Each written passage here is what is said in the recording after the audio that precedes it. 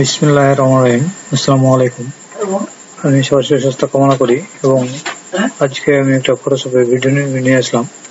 সেটা হচ্ছে কি আমরা একসাথে অনেকগুলো ছবি কিভাবে প্রিন্ট করব।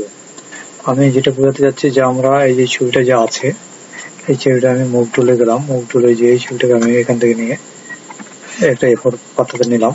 এখানে একটা পাতা নিলাম। এখন এটাকে আমি একটা কন্ট্রোল অল্টার চেপে একটা করলাম, এই যে আবার কন্ট্রোল অল্টার চেপে আর একটা করলাম, এখন আবার কন্ট্রোলটা চেপে আর একটা করলাম।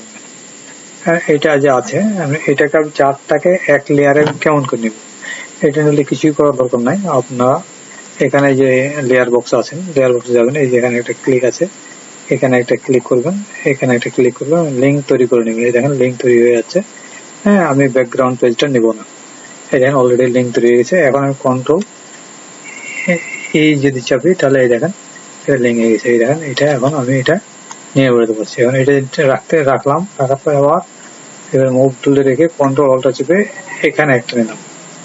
এখন আমি আবারও যদি এটার সাথে লেয়ার তৈরি করি তাহলে আমি কি করবো, এই যে এখানে একটা ক্লিক দিলাম, দেখা গেছে কি এই দুইটা লাইন আবার লেয়ার হয়ে গেছে।